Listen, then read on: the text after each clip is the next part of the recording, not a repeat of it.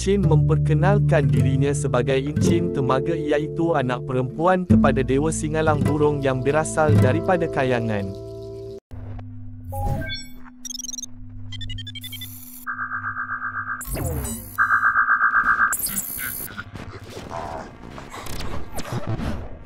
Dihikayatkan bahawa beratus-ratus tahun dahulu, melalui cerita lisan dari satu generasi ke generasi masyarakat Iban Sarawak, terdapatnya seorang pemuda Iban bernama Ketupong. Dikatakan Ketupong amat handal berburu di dalam hutan, lebih-lebih lagi menggunakan sumpit. Pada suatu hari, diceritakan Ketupong telah masuk ke hutan seperti biasa untuk memburu. Namun, dia sendiri merasa begitu pelik, kerana pada hari itu kawasan hutan sepertinya senyap tanpa ada satu siulan daripada burung-burung seperti biasanya.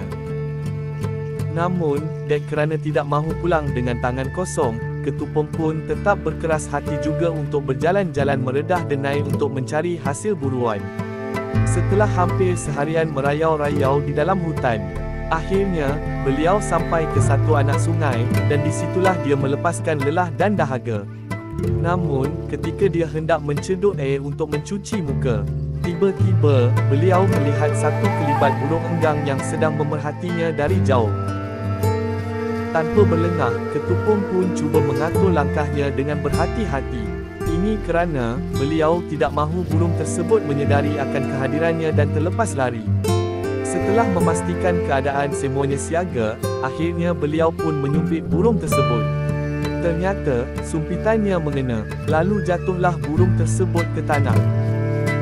Selepas Ketupong memastikan di mana tempat jatuhnya burung enggang tersebut, tanpa berlengah, beliau pun berlari anak ke tempat tersebut. Namun, apabila beliau tiba di tempat jatuhnya burung tersebut, ternyata, burung enggang tiada di situ. 1000 persoalan bermain di fikiran Ketupong. Apakah benar dia sudah menyumpit seekor burung enggang yang bersaiz agak besar dan mana mungkin boleh terlepas daripada matanya?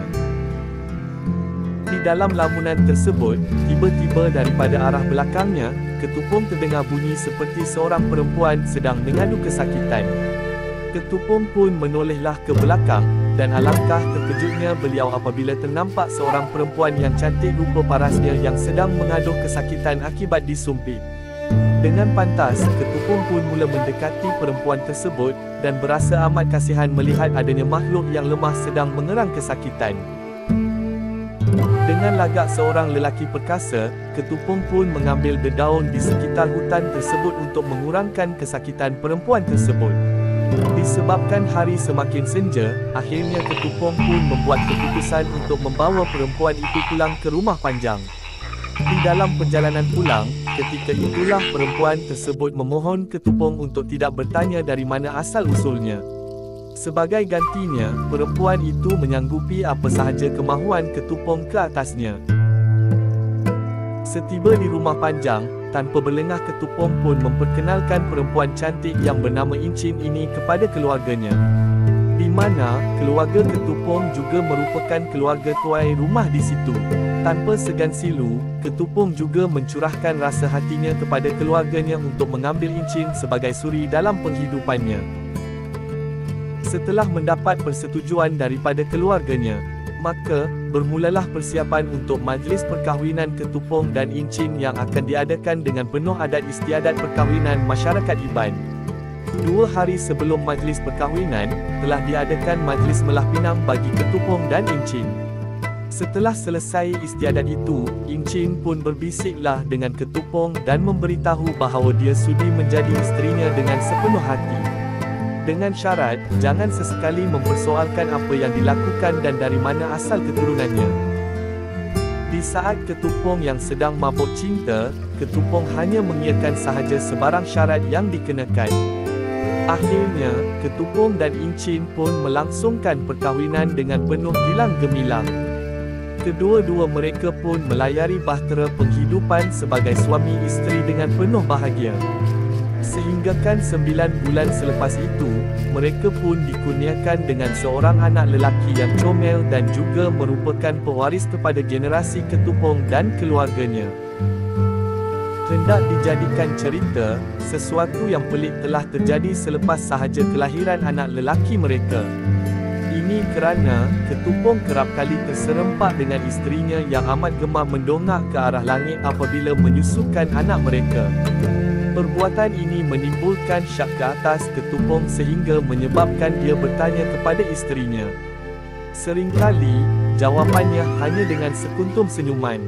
Keadaan ini membuatkan Ketupong bertambah semakin kehairanan. Di ketika itu juga, Ketupong seringkali melihat isterinya menenun 2 pasang baju dan tenunan tersebut amatlah baik penghasilannya. Sekali lagi, Ketupong bertanya dengan isterinya soalan, mengapa harus membuat baju tersebut dan untuk siapa? Namun, jawapannya tetap sama, iaitu hanya dengan sekuntum senyuman. Akhirnya, akibat tidak tahan kerana sering dilontarkan soalan demi soalan daripada suaminya, maka, pada suatu hari Encik mengajak Ketupong berbual-bual mesra. Di dalam perbualan itu, Encik memperkenalkan dirinya sebagai Encik Temaga, iaitu anak perempuan kepada Dewa Singalang Burung yang berasal daripada Kayangan. Alangkah terkejutnya Ketupong, barulah beliau tahu bahawa selama ini rupa-rupanya dia telah memperisterikan anak kepada Dewa Masyarakat Iban yang amat dihormati dan suci.